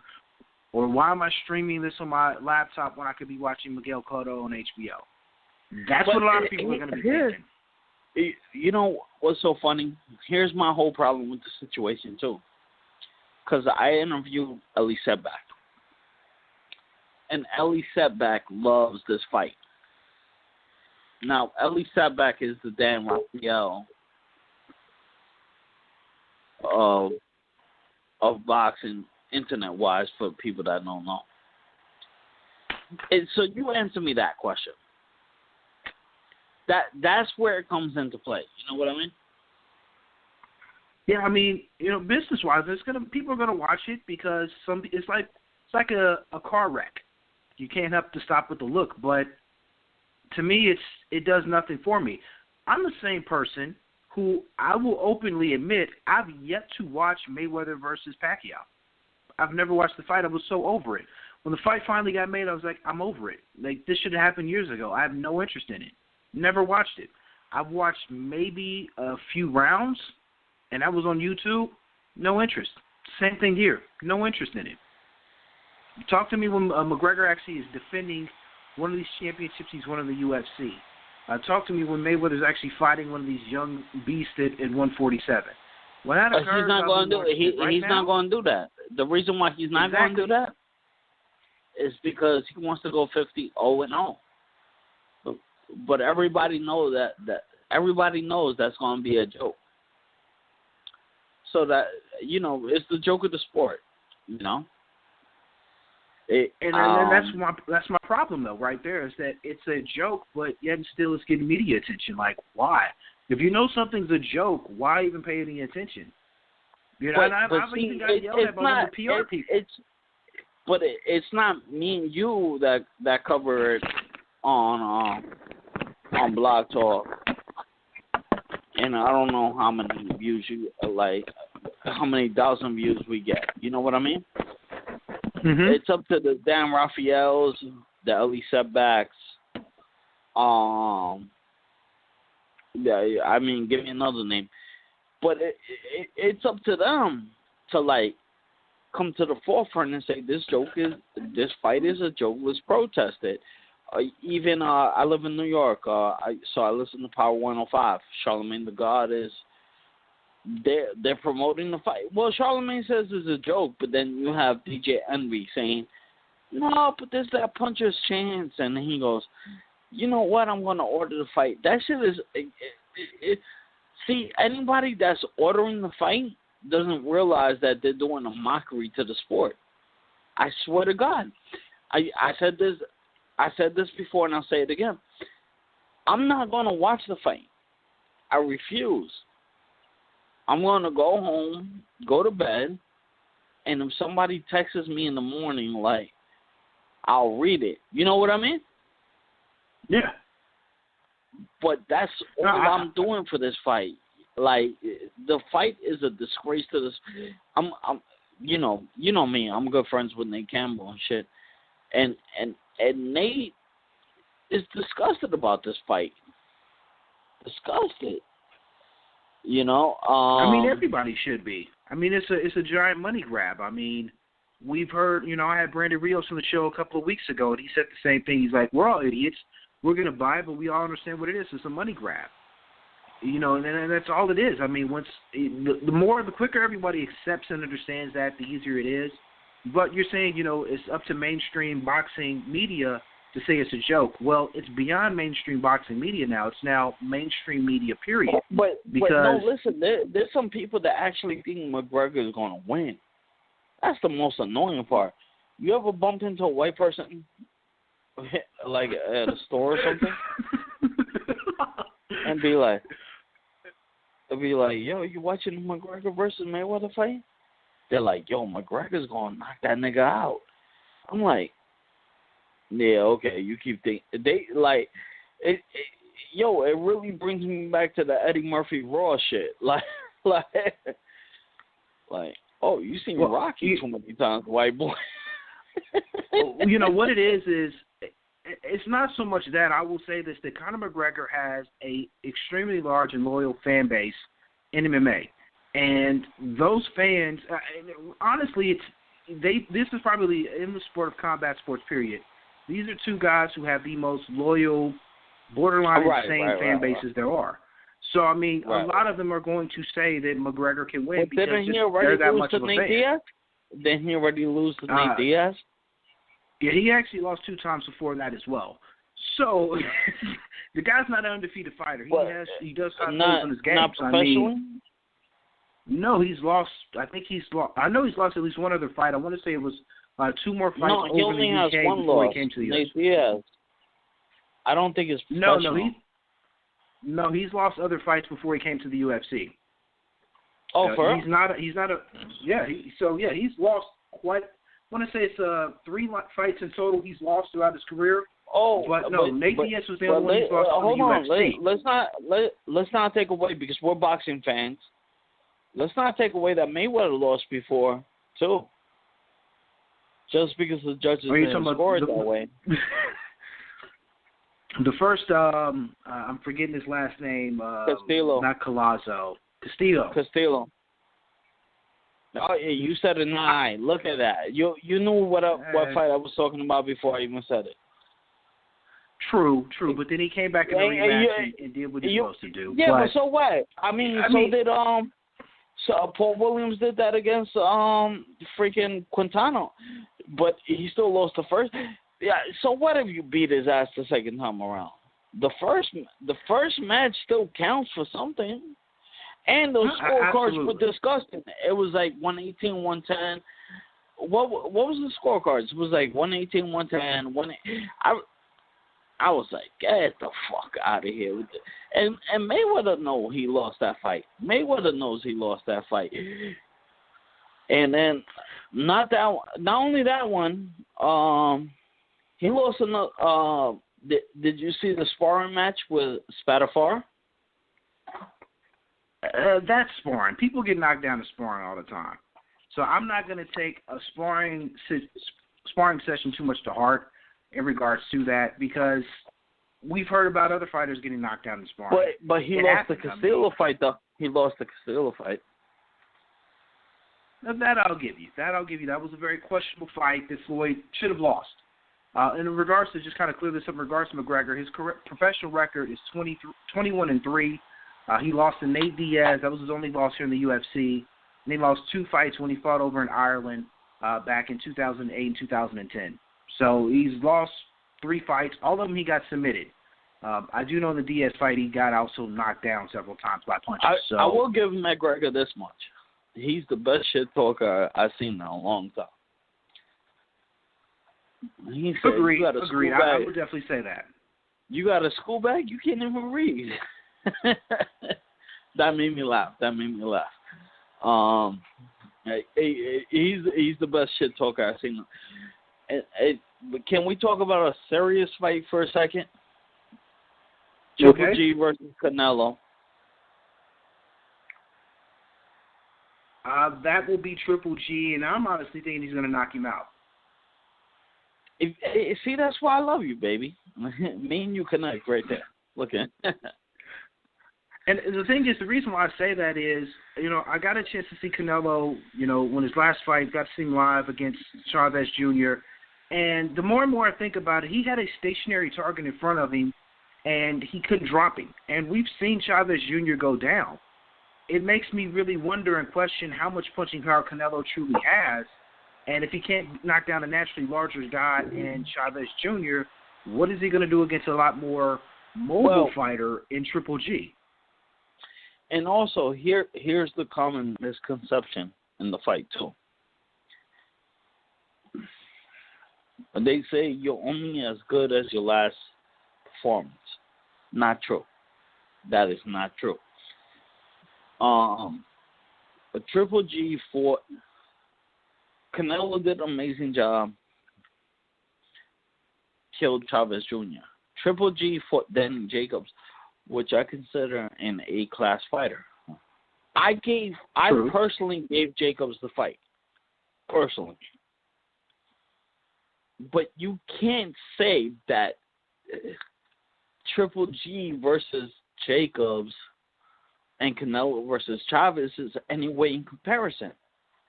You just can't. You can't. Triple G is in his prime. Jacobs is an exceptional fighter. Triple G is an exceptional fighter. Chavez Jr. is a C-level fighter. If you want to actually compare them, talk about the Arias-Lara fight, which Lara actually won. Or do you give Canelo that fight? No, I thought Lara did enough to win that. That goes. I thought Lara did way more than enough. Actually, just outboxed him for that. But I thought Lara did enough to win that fight. Of course he did, bro. Look, Lara did. I mean, see, this is the thing with boxing, which it's always going to be, unless you get an ass whipping or a knockout, there's always going to be like but this is what I love about it. Like, a basketball fan can't argue over if the Knicks beat the Bulls. Because the score is right there. What are you talking about? I mean, you could argue who had the better performance, but you'll be like, bro, it's 108-97. You lost. What are you talking about? You know? With boxing, which I think it brings our community a little more together, is the fun of arguing over this. You know what I mean? Absolutely, absolutely. Like, we need that competitive banner. And not only that, judges could get it wrong, you know? And it's all a matter of perception. But it's a different kind of, like, if anybody doesn't love boxing, you know what it is? Boxing has to be instilled in from a little kid. It really does. I feel. Because you get pissed when a fighter gets hurt. I remember when Cotto, you were talking about Cotto before, I remember, right? Right. I remember when Cotto lost to Margarito, I shed tears, bro. I swear to God, I shed tears. And I couldn't explain why it bothered me so much. I was already a grown man. That was like 9 years ago. I was 24, and I shed tears. No, I mean, that's one of those dark fights we try not to talk about here on our show because it brings up a lot of bad memories. Oh, my bad. I'm sorry. That in Miguel's fight with Pacquiao is another one. We try to erase from our memories because we are a very pro-Cotto show here. We make no complaints or excuses about that. Cotto's my favorite. Cotto's my third favorite fighter of all time. I got Trinidad ahead of him. I got Trinidad. You see, that in itself, that may get you hung up on, saying Trinidad's better or more of a favorite than Miguel Cotto. Miguel Cotto is GOAT, okay? We do know Miguel Cotto's slander here on Punch the Face Radio. Cotto's number one. Maybe Roy Jones Jr. is number one. But Cotto's number one currently, although Roy Jones Jr. still does fight. Damn it, Roy. Roy always throws us off when I talk my favorite fighters, active or of all time, since Roy continues to win a box. I got Trinidad as number one, my number one favorite, Trinidad. It would always be Trinidad. Chavez Sr. was a great one.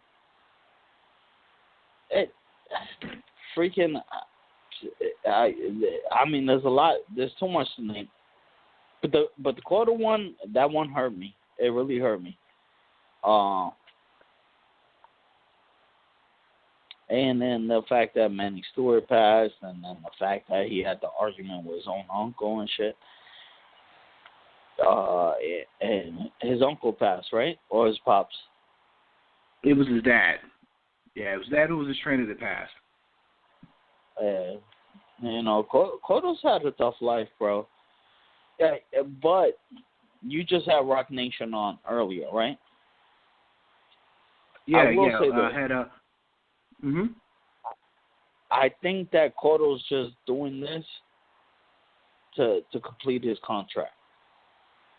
No, he's out of the Roc Nation contract. Yeah, he's actually out. He's now with Golden Boy. So what the fuck is he doing? Can we get Cotto on the phone and tell him to stop? if you think that's... Bro, listen. Do you think that's going to get any views? Any? Honestly, I think surprisingly... I really do. I think honestly it's going to shock a lot of people. It's going to get a lot more viewership than what people think. I'm not saying it's going to be like high numbers, but it's going to be higher viewership. That's the same day that Mayweather-McGregor fight. But you have to understand, a lot of people don't care about the fight. Like, it's a lot more people who don't care about the fight who do care. And I think that's something a lot of people don't wrap their heads around quite yet. But we're going to touch more on Cotto's fight here the end of the month. But I hate that I'm not trying to cut you off, but we do need to wrap the show. Of course, we'll be back in 2 weeks. Yeah, we'll be back in 2 weeks, so you're more than welcome to give a call back in 2 weeks. I'll be on vacation next week. But, best of luck. Shout out to your show that'll be on tomorrow. Let the people know where they can listen to it at. ATG Radio, We Don't Know Boxing. We got Adrian Granados tomorrow on Blog Talk Radio. Thank you for the platform to do that. I appreciate that. Man, that's the only way we do this blogging stuff, man. We gotta help each other out when we can, man. So shout out, appreciate you taking up the time. Call back here 2 weeks when we're back live, all right? No problem, bro. Thank you. All right, right on. All right, I've got one more caller here in queue that I'm going to bring on before we wrap the show. A caller from the 443. You're live on Punch in the Face Radio. Hey, what's up, Brandon? It's Seamus McNally. What's up, Seamus? How you doing, man? I just wanted to get my thoughts on the Lomachenko fight coming up, and the fight this past weekend. Broner Garcia. Right on. Now, as a sneak peek here to listeners, you're actually going to be with me here in 2 weeks, and you're going to do the show with me the whole show. And I have to tell you this ahead of time, as Adam Abramowitz knows, who joins me on the program here once a month, we drink during the show. So hopefully you're 21 or older, because come hour number 2 and the liquor kicks in, and it gets really fun. So I want everybody to get themselves ready here for 2 weeks. Where Mr. McNally is going to be on for the whole show. But express your thoughts here on this weekend's Lomachenko fight. No, man, I'm excited. Actually, today I watched the Lomachenko-Sosa fight just kind of to get myself ready. He's honestly my favorite fighter to watch. Like, there's nobody who moves like him. His head movement, he stays right in the pocket, and he doesn't get hit. It's just, he's so fun to watch. He's defensive, but he's also aggressive at the same time. Like someone like Floyd Mayweather, he's on his back foot most of the time, but Lomachenko is right in your face, and he's still not getting hit. So, I think it's going to be a whitewash. I would have loved to see a Salido rematch. Obviously, that didn't happen. Salido priced himself out, apparently. But at the end of the day, I think Marriaga is on the same level as Salido. I think Lomachenko would do the same thing to Salido as he's going to do to Marriaga. It's just there's no storyline, built-in storyline, for the fight. And then, regards to last week, like Broner, he's the most frustrating fighter to watch because he has all the talent in the world. That first round, he was on his feet, circling, landing his jab. I thought he won the first round pretty easily, to be honest. And then for some reason, he just stopped doing it. He just planted his feet and just let Garcia go to work. I mean, obviously Garcia's jab and his ability to cut off the ring played a big factor, but Broner is the bigger, and he was way faster. He just never lets his hands go enough, and he doesn't listen to Stafford. Stafford was screaming at him to let his hands go, and he wouldn't. And up until the 12th round, and he showed in that 12th round that he could win. He did that against Porter. He did it against Taylor. He just doesn't, I don't think, really has the will or care to really push himself to that next level to win at the highest level. Do you think it's time, we talked about this earlier on the show, but do you think it's time for Broner to maybe go in a different direction as far as a trainer goes? Maybe that, Stafford's voice just isn't good enough for him, or it's just, sometimes we hear this in both NBA and in the NFL that players can only hear a coach's voice so long and then they just kind of tune him out. Do you think he's kind of maybe gotten to that point with Stafford? I definitely agree. I mean, so he trains in D.C. at times and, with Barry Hunter, and Barry Hunter has been in his corner in the past along with Stafford. But, he listened to Hunter a lot better when he fought, I think, the Russian dude in Cincinnati when he won that joke belt, the WBA 140-pound belt. Hunter was in his corner for that fight, and he looked good. I mean, granted, Alec Verdiev is not, nothing special, but maybe Hunter. But at the same time, he trains in D.C. a lot anyway. So I don't know if you want Hunter as the head trainer but besides that, where's he going to go? He's not going to go to a Freddie Roach, a Robert Garcia. I just don't see it happening. I think Hunter may be his best option as, the head trainer. No, makes all the sense in the world. It's one of those things to where it's sad to see a guy with talent just kind of go to the wayside. But, it's one of those things. Adrian Broner's made his bed. Now he has to proverbially lie in it here in regards to his career. And it'll be interesting to see what PBC does with him next. Let's hope it's not on television and a large platform, but people view in. They want to watch him. He was the highest or third highest rated programming on Showtime, Showtime Boxing this year. So, we'll see him again on a large platform because viewers do tune in to watch him win or lose, like he said. Yeah, he's definitely a polarizing figure. And, as a college student, most of my friends are very casual fans. And honestly, he's actually one of the few names people know. So, yeah, people are going to tune in and watch. So, that being said, he's probably going to be back on TV his next fight. But I don't know who he would fight. Maybe Delorme, who's fighting Porter on the Mayweather-McGregor undercard. I don't know, a Granados rematch. But at the end of the day, he's like that. He's at that in between level where he can beat the high BU level guys like a Granados and a Manuel Taylor, but he can't beat the elite guys. So he's kind of stuck in the middle. He's either going to be a name opponent for an elite guy, or he's just going to be in a bounce back fight against a guy who's a little bit above a club level fighter. Maybe absolutely. Will make a name. I don't know. Maybe we'll put that on the Punch to the Face poll, and you know what? When you're back on in 2 weeks, we'll revisit it, huh? See, that's kind of a segue here in this business. Hey, it works. Well, I appreciate you calling in, and again, in 2 weeks, you're going to be live with me the entire show. So you're going to have to hold me on a crutch because I'll be coming back from vacation.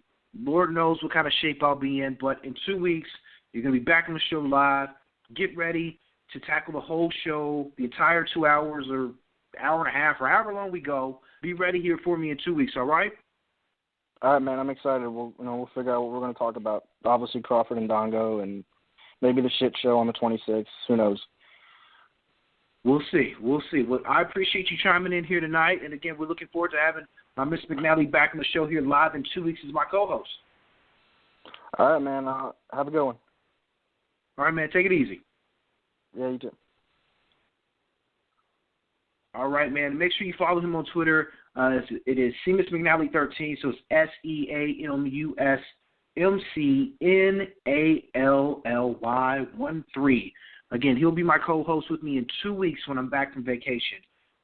So we're here in the last minute. Very rarely do we ever do the full 2 hours on Punch to Face Radio. So if you've been listening in the whole time, or if you've downloaded and listened, I appreciate everyone rocking with me here for the whole show. So like I said, vacation next week will not be live on the air. I apologize. I even thought about trying to cut and paste the best of show together.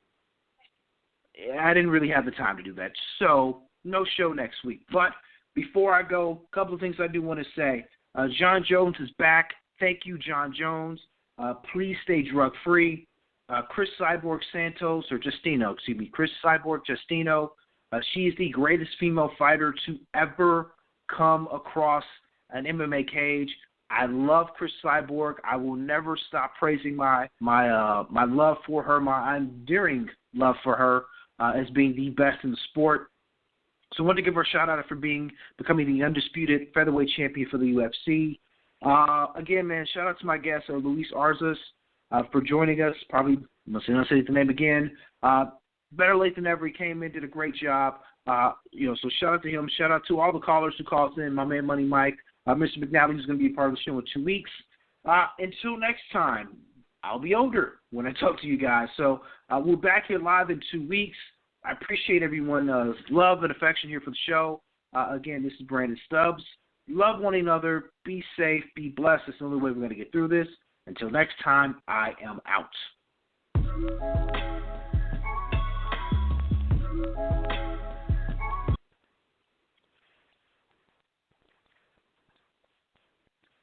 With free next-day delivery from Staples, you can run your business like a pro. You can guarantee the marketing department that they'll get their supplies tomorrow and guarantee the accounting department that they'll be delivered free. With free next-day delivery, you'll have the ability to move deadlines up and adjust budgets down. Go to Staples.com and get the office essentials you need delivered next day for free. Staples. It's pro time. Orders over $49.99. Placed by 5 p.m. Excludes weekends and holidays. Eligible items only. What you doing? Ran out of space on my phone, so I'm deleting some stuff. Bye, singing dog. Bye, goal. I pronounce you. Bye, wedding ceremony. Stop. At Metro PCS, you get 2 free phones with twice as much memory. Really? Don't say bye to your memories. Switch to Metro PCS and get 2 free LG K20 Plus phones with 32 gigs when you switch 2 lines. Metro PCS. Wireless. Figured out. Coverage not available in some areas. Sales tax not included in phone price. Excludes numbers on the T-Mobile network. See store for details and terms and conditions.